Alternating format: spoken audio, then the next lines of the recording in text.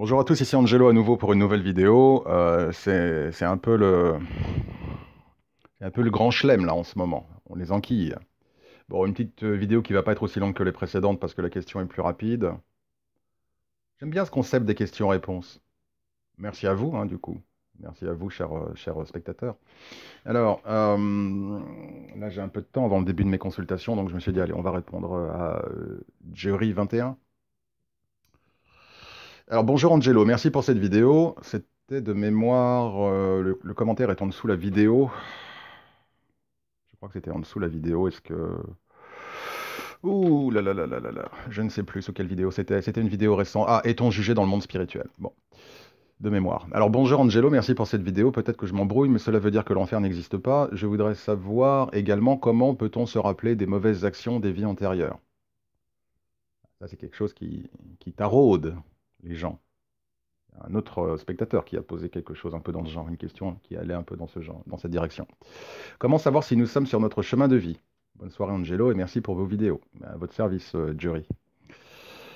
Bon, alors, non, l'enfer n'existe pas.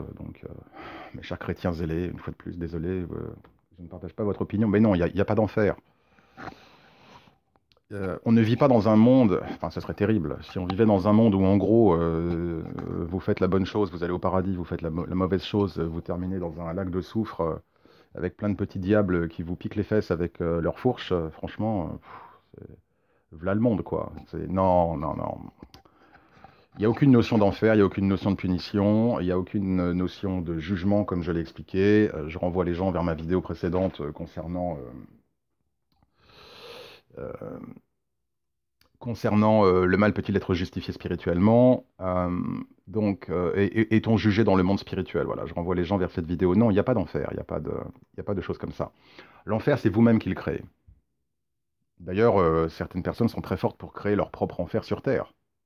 Pas la peine d'être dans un lac de soufre pour souffrir. J'ai beaucoup, malheureusement, j'ai beaucoup de clients qui viennent vers moi et qui sont en énorme souffrance. D'accord? Ça vaut encore des vidéos autres, quoi. Ce que je suis en train de dire, ça pourrait se démultiplier en sous-vidéos. Bref, l'enfer, c'est une question de perception. L'enfer, c'est quelque chose que nous créons. Tout est question de perception dans la vie, d'accord? Donc il y a des personnes qui, effectivement, en utilisant leur libre arbitre de la manière qu'elles le font, vont aménager tous les paramètres pour avoir une vie, entre guillemets, infernale. D'ailleurs, combien de fois ne dit-on pas, oh, c'est l'enfer, oh, je vis un enfer, etc., etc. L'enfer, on n'a pas besoin d'attendre d'être mort et d'attendre de lire les écritures religieuses pour goûter à l'enfer. L'enfer, on peut le vivre ici. Une femme battue, elle vit un enfer. Elle est en enfer. Les abus que certaines personnes peuvent vivre, les ados qui se font harceler à l'école au point que certains se suicident, c'est l'enfer. Ça, c'est l'enfer. D'accord?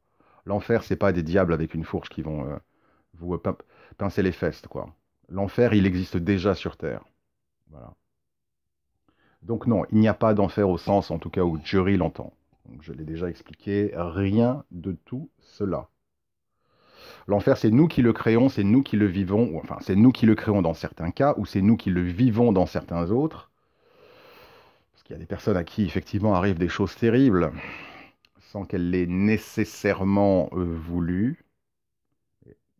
Enfin, plus je parle, plus je me rends compte que ça mérite plein de vidéos, quoi. Parce qu'au fur et à mesure de mes paroles, je soulève des concepts les uns après les autres. Enfin bon, bref. Je pense à voix haute. Alors, ça c'est pour la première question. L'enfer n'existe pas, donc déjà tout va bien. D'accord? L'enfer spirituel, au sens où on l'entend avec les diablotins qui vont vous faire du mal, non, ça n'existe pas. Alors, question suivante de Jerry. Je voudrais savoir également comment peut-on se rappeler des mauvaises actions des vies antérieures. Alors, première question, Jerry, pourquoi? Déjà, pourquoi voudriez-vous vous souvenir, excusez-moi, des mauvaises actions des vies antérieures? Ben, très sincèrement, moi, j'ai pas envie de savoir que dans une vie passée, peut-être il y a 100 ans, 200 ans, 300 ans, j'ai égorgé des gens, j'ai violé, je sais pas quoi, j'ai pas envie. Est-ce que vous pensez que nous pourrions supporter de nous voir, donc de savoir que c'est nous, dans des actes monstrueux? Est-ce que vous pensez que cela nous aiderait à nous aimer, à avoir confiance en nous et à avoir la force et l'énergie de continuer à nous développer. Ce serait extrêmement dommageable. Il faut bien comprendre une chose au regard des concepts, des règles spirituelles, des lois spirituelles. Si certaines choses sont telles qu'elles sont, c'est pour une raison, et une bonne raison. Pourquoi croyez-vous que le troisième œil n'est pas automatiquement ouvert chez tout le monde? Vous pensez que c'est bien de pouvoir avoir accès aux pensées de tout le monde? Et de savoir que la femme que vous aimez, l'homme que vous aimez, votre collègue, votre ami, vos parents, votre famille, etc., ont des mauvaises pensées, et parfois même à votre endroit? Vous pensez que ce serait bien d'être confronté jour et nuit aux énergies négatives qui entourent ce monde, et je sais qu'il y en a, et aux pensées horribles que les gens peuvent avoir? Vous pensez que ce serait psychologiquement, mentalement et émotionnellement équilibrant si les gens avaient accès à tout? De la même manière, donc il y a bien une raison pour laquelle le troisième œil n'est pas naturellement ouvert au sens plein et entier du terme. De la même manière, pourquoi ne nous souvenons-nous pas de nos vies passées? J'ai répondu à un autre spectateur, je vais me répéter. Alors, déjà, premièrement, comme je viens de l'indiquer, est-ce que vous pensez que d'avoir accès au pire de vous-même, aux mauvaises actions, aux tromperies, aux humiliations, peut-être à la brutalité physique, morale, psychologique, aux abus que vous auriez pu commettre, aux crimes, aux viols, aux vols, je veux dire à tout ce qui peut être le plus dégueulasse en vous, ou ce qui a pu être le plus dégueulasse en vous à l'occasion de vos incarnations passées, avant que vous ne soyez qui vous êtes aujourd'hui. Est-ce que vous pensez que cela vous servirait? Le passé, c'est le passé. Et ça vaut également pour les relations amoureuses, ça vaut également pour la vie, d'accord? Quand je passe mon temps à vous dire ou à dire à mes clients, cessez de regarder le passé n'existe plus. Ce qui compte aujourd'hui, c'est votre présent, parce que votre présent façonne votre futur. Avoir le regard constamment tourné vers le passé est extrêmement improductif. Déjà, un point de vue humain. Vous savez, les gens qui se retournent toujours en arrière et qui pleurent sur leur ex ou sur leur vie passée. Du coup, qu'est-ce qui se passe? Ils ne vivent pas leur vie présente. Donc, ils ne peuvent pas continuer à se développer pour avoir une meilleure vie future. Eh bien, spirituellement, c'est pareil. Si vous étiez au courant, au fait de toutes les horreurs et monstruosités que vous avez pu commettre à l'occasion d'incarnations passées, et Dieu sait qu'il y en a beaucoup, ce serait juste ingérable. Vous ne pourriez pas l'assumer. Vous auriez toujours cette mémoire et cette hantise de qui vous êtes, de ce que vous avez fait, et cela vous bloquerait et vous empêcherait de vous concentrer sur qui vous êtes aujourd'hui, ce qui est la seule chose qui compte, qui je suis aujourd'hui dans cette incarnation terrestre. Cela vous empêcherait de vous concentrer sur votre présent, sur votre euh, identité contemporaine pour travailler et continuer à aller de l'avant. Donc vous n'avez pas besoin de savoir. Donc ne touchons pas à ces énergies-là, s'il vous plaît, qui peuvent créer beaucoup plus de dégâts que de bienfaits. Qui plus est, pour avancer et se développer spirituellement, vous n'avez pas besoin de connaître les mauvaises actions qui ont été les vôtres à l'époque. Vous êtes déjà, vous, en tant que votre identité aujourd'hui, vous êtes déjà la somme de toutes les actions, paroles, pensées que vous avez eues dans vos incarnations antérieures, qu'elles soient positives ou négatives. Vous êtes la somme. Alors, vous êtes la balance. Alors la balance, après, elle penche d'un côté ou de l'autre, et c'est là où tout le travail spirituel de réalignement, de libération du karma et de progrès entre en ligne de compte.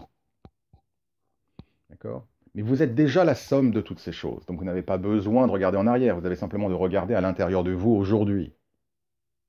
Et de travailler sur qui vous êtes aujourd'hui pour vous développer et être un meilleur être demain.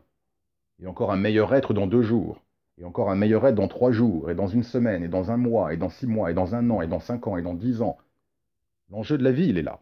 L'enjeu de la vie, l'enjeu spirituel, n'est pas de passer son temps à regarder derrière, alors a fortiori si c'est pour regarder les pires choses que l'on a pu commettre, l'enjeu de la vie est d'accepter les cartes que vous vous êtes distribuées volontairement avant de venir sur Terre et de gérer ces cartes. Et j'en viens du coup à la question qui suit. Comment savoir si nous sommes sur notre chemin de vie? Il n'y a rien à savoir. C'est comme les gens qui viennent vers moi et qui me disent, c'est quoi le but de ma vie?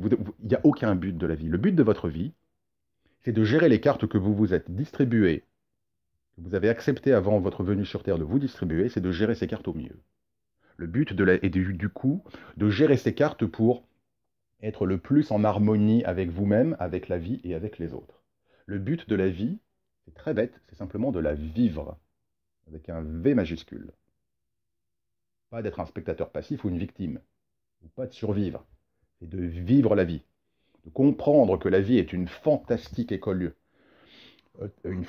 spirituelle, une fantastique opportunité d'apprentissage et de développement. C'est de comprendre que la vie, ça peut être fun, que la vie, ça peut être bien, et que même dans ces difficultés, c'est passionnant, c'est excitant, c'est fascinant, et qu'il y a autre chose derrière, que ce n'est qu'une étape, que ce n'est qu'une transition. La vie, c'est la vivre à chaque moment. Vivre le moment présent, ici et maintenant, comme on dit. D'accord? Ici et maintenant, en vue de continuer à grandir à chaque instant, et de continuer à se développer. La vie, ça consiste à gérer les cartes que nous nous sommes distribuées. Si elles sont bonnes, très bien. Si elles sont moins bonnes, il faut les gérer. Et si parfois on nous donne au cours de la partie une main qui est un petit peu moins bonne, eh bien, c'est apprendre à faire avec et à la transformer au mieux. Le sens de la vie, c'est cela. Donc comment savoir si nous sommes sur notre chemin de vie? Vous êtes sur votre chemin de vie parce que vous l'avez choisi avant de venir sur Terre, ce chemin de vie. Vous avez choisi qui vous alliez être, votre sexe, votre orientation sexuelle. Quand je dis votre sexe, c'est homme ou femme. Votre orientation sexuelle, vos parents, votre environnement, votre époque, votre pays, votre nationalité, les gens que vous alliez rencontrer, les étapes cruciales de votre vie. Votre chemin de vie, il est déjà tracé. Après, ce qu'il vous reste à faire, c'est de le vivre, ce chemin de vie. Et c'est là, de par le libre arbitre qui nous est attribué, que vous avez la possibilité de gérer plus ou moins spirituellement, de manière profitable, ce chemin de vie, ces petits cailloux que vous avez égrenés sur votre chemin avant de venir sur Terre. Donc il ne faut pas se creuser la tête, plus que ça. D'accord? Votre chemin de vie, vous y êtes déjà. Vous avez un point A où vous naissez, un point B où vous quittez ce monde. Donc le chemin, il est déjà tracé. Après, c'est comment est-ce que vous naviguez votre barque entre ces deux points-là. Je vous renvoie dans une vidéo précédente où je parlais du libre arbitre, avec l'exemple du train. D'accord? Le train, il a une gare de départ, il a une gare d'arrivée. Ça, on ne peut pas le changer. Il a des arrêts en cours de route. Ça, on ne peut pas le changer. Mais comment vous aménagez votre voyage au sein du train, ça, c'est votre libre arbitre. C'est là où vous avez un impact et une influence sur le trajet. Vous pouvez faire en sorte que le trajet soit le plus austère possible ou le plus solitaire possible. Vous restez dans votre cabine ou sur votre siège, vous regardez nulle part, vous parlez à personne. Ou vous pouvez faire en sorte que le voyage dans le train soit le plus plaisant possible, le plus interactif possible. On va sourire à la demoiselle en face de nous, au jeune homme à côté, on va au bar, on va parler avec les gens, on va partager des choses, on va écouter de la musique, on va se faire plaisir. Enfin, c'est vous qui agrémentez le voyage. Mais le voyage, il est déjà tracé, donc votre chemin de vie, vous l'avez déjà. Donc je dis ça parce que des fois j'entends ou je lis des choses de personnes qui veulent rendre les choses trop compliquées, qui veulent faire croire aux gens que c'est compliqué, et qu'ils détiennent la vérité, et que si on va vers eux, ils vont vous dire quel est votre chemin de vie. Ça va vous coûter de l'argent, et c'est nul. C'est nul. Votre chemin de vie, vous l'avez déjà. Faites-vous confiance. Tout ce que vous avez à faire, c'est de le vivre, ce chemin. Et de le vivre de telle manière à ce que vous appréciez au mieux chaque instant de cette vie et que si vous rencontrez des obstacles et des challenges, vous compreniez pourquoi vous avez ces leçons et vous en tiriez des expériences.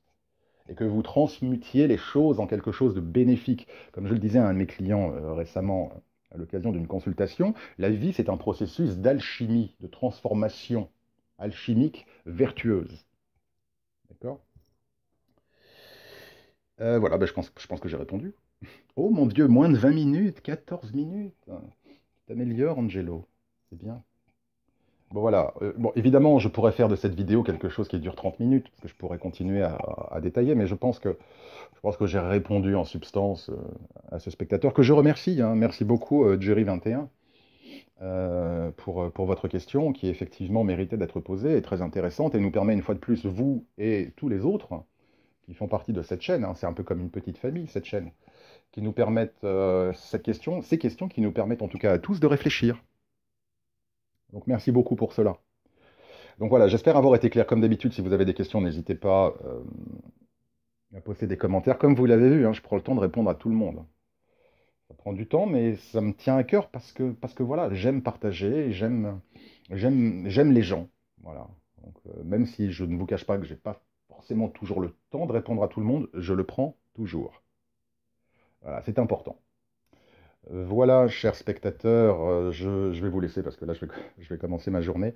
J'avais une petite fenêtre de 20 minutes disponible et voilà, je me suis dit, je vais l'utiliser pour poster une nouvelle vidéo. Merci à tous en tout cas pour votre fidélité. Comme d'habitude, n'hésitez pas à vous abonner à cette chaîne si ce n'est pas le cas, à cliquer sur la petite cloche. Alors, je me permets juste d'ajouter, j'ai reçu des emails me disant, Angelo, si j'ai des problématiques spirituelles, est-ce que je peux venir m'adresser à vous? Mais évidemment, je veux dire, les consultations n'ont pas pour simple vocation des consultations, on va dire, divinatoires. Les consultations peuvent être des consultations spirituelles, bien évidemment. Voilà, si vous voulez approfondir les choses en ce qui vous concerne. Voilà, petite parenthèse. En tout cas, merci à tous pour votre gentillesse. Vraiment, vous êtes tous adorables, pour votre soutien, pour vos messages. Euh, je vous souhaite en tout cas une excellente journée, une excellente soirée, que Dieu vous bénisse et à très bientôt.